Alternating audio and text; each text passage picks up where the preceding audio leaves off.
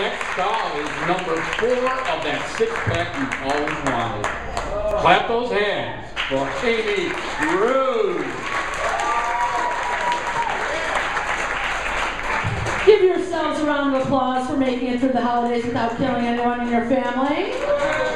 Or at least not getting caught. Good for you. Good for you. How's everyone doing tonight? Great. I don't really care anyway. So, my name is Amy Ruud. I'll tell you a little bit about myself. I am one of 4 children.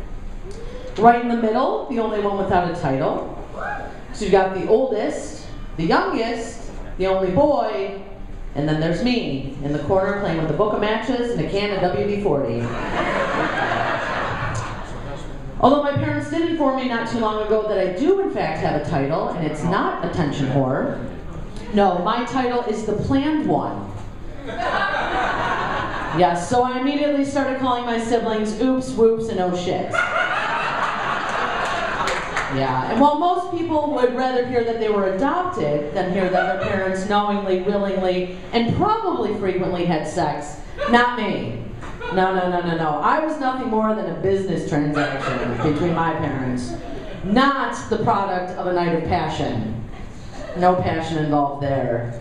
So Heather mentioned it, I might as well mention it as well, something exciting. I recently graduated from college. Thank you. Yes, 8 years ago. Yes, nothing significant has happened in my life since then, so I'm still holding on to that.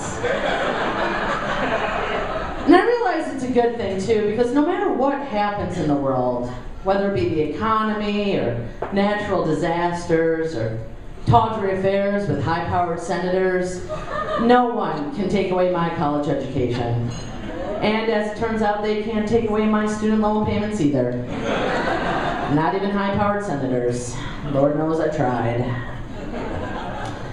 And when I was in school, I graduated with a degree in English. So naturally, right after college, I went and got myself a job in retail. I worked in a store called Linens and Things. I'm not sure if you're familiar with it, but it's like the Bed Bath & Beyond for the poor housewives of downriver. Yeah, I'll take some of them NASCAR sheets, some Boone's Farm scented candles, and you got any of those koozies that'll fit a 40? And when I first started working there, they had me watch this training video where everyone's just way too excited to be working in retail. And I'm thinking to myself, wow, they've got better drugs here than in college. This might not be so bad.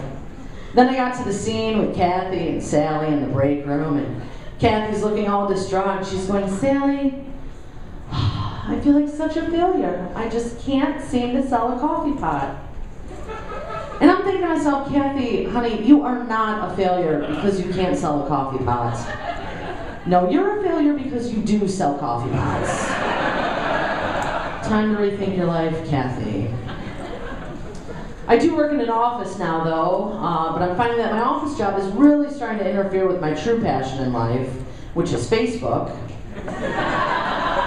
Before I get into this bit, does anyone out there not have a Facebook account? Anyone back here? So let me ask you a question. How do you stalk people? Still using the white pages, or have you upgraded to Google search yet? You know, you really got to hand it to those pre-internet stalkers, you know? I mean, that took some real dedication, right? I mean, think about it. They had to get in their cars, hide in bushes, put on pants. I mean, nowadays, you don't even have to leave your home. You can stalk from the comfort of your own couch. You don't even have to put clothes on. Stalking has become nothing more than a lazy man's hobby. Or my idea of a really productive Saturday night. I'm pretty lazy, I'm not gonna lie. I really am. But let me ask you a question. Have you ever gone like halfway up the stairs, realized you forgot something, and instead of turning around and going all the way back down the stairs, you think to yourself, I'll just pee the bed. Good. I'm not the only one. You ever find yourself sitting on the couch, watching TV, sending a text message to someone who's just a couple rooms away? You're asking them to hand you the remote just a couple feet away? drop something and realize it's just going to be way too much work to pick it up. So instead you lean down and go, why don't you just crawl back to your mommy? Oh, it's okay, it's okay. I don't babysit anymore. I don't. I just can't get into the TV shows that kids watch nowadays. I mean, have you guys seen Sesame Street lately? Don't even try and tell me that Elmo is not on drugs. Ecstasy, most likely. He's always hugging everybody and flailing those arms around. I swear, he is one mirror ball and a pacifier away from being at a rave. And what I don't understand is why Elmo's allowed to interact with kids while he's on drugs and I can't.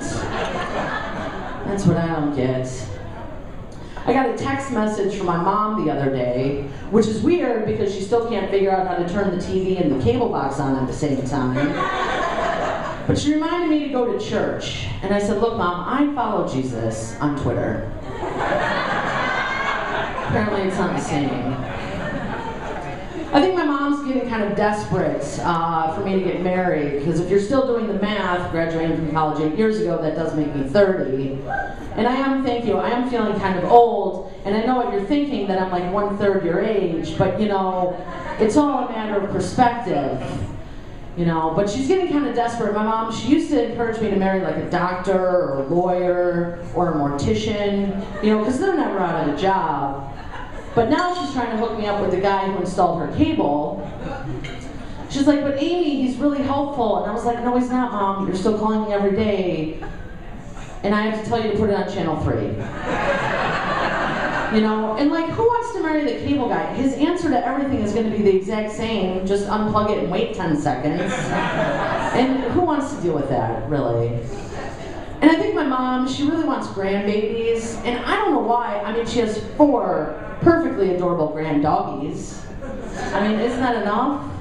I recently jumped on the dog bandwagon. I was really hesitant to do it because I didn't want to become one of these dog owners who treats their dog like it's a kid, you know?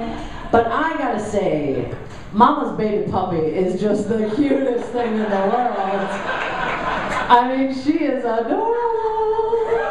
Oh my God. And when I get home from work and I let her out of her little crate, she's just so excited to see me. She's jumping up on my leg and I make a little voice for her when she does it. You know, she's jumping up there and I'm going, Mommy, Mommy, Mommy, look at me, Mommy, look at me, Mommy, look at me, Mom, hey, Mom, hey, Mom, Mommy, Mommy. That's what she does. That's what she does. She totally does. And I realized something. I was probably a lot like that when I was a kid. Really. Because I did the same thing to my mom when she came home from work and let me out of my crate. Seriously. But my dog, she's got a little problem. She likes to poop in the house. Specifically on this one green carpet right by the door. Which, again, a lot like me when I was a kid. And, you know, it's weird because now she's starting to eat her poop, which is gross, but I hear that dogs do that. But like being the owner of the dog who eats its poop is probably like being the mom of the kid who eats its poop. You know, again, like me when I was a kid. I'm kidding, I didn't eat my poop. I smeared it on the wall. And my dog, her name is Granny. And I did that partially for the humor of it, you know, because I take her to the park and I'm like, Granny, don't eat your poop! And all the old people turn around being like, I didn't, I swear! I stopped doing that years ago. Oh, yeah. So, New Year's is coming up, and, you know, I set my resolution at the beginning of December, you know, a month early.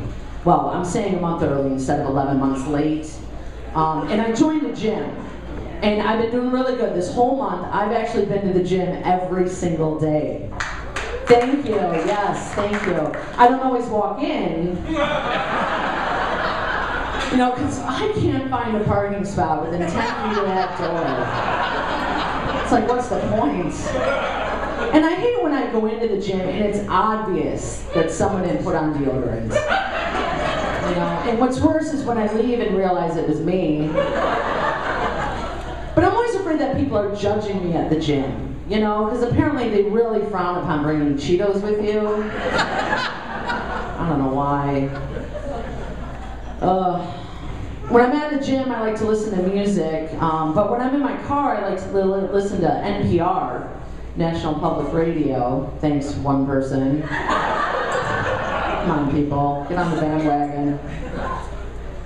Because, you know, listening to NPR in the car, it makes me feel, what's the word I'm looking for? Not smart, no, sober. That's it. Let's face it, what cop is going to give you a DUI when you're listening to Fresh Air with Terry Gross? Oh, you guys got that one. Yay. They do have some pretty cool stories, though. I mean, just the other day I heard this story about this environmental group that's doing research on producing energy by burning grass.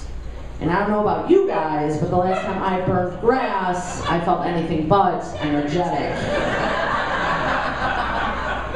And you know, before I get out of here, I just want to state for the record that I know exactly what it is I'm implying when I roll up to 7-Eleven at 9 o'clock on a Saturday night, buying a pint of Ben & Jerry's ice cream and a bag of Doritos to use as the spoon. Don't judge me. Don't judge me. I know what I'm doing. I'm going to go home, produce some energy, and stalk people on Facebook. Listen, I'm Ruud. That is my portion of the show. Thank you very much. Give it up for Amy. Getting ready to take the stage, a brand new Lean and Mean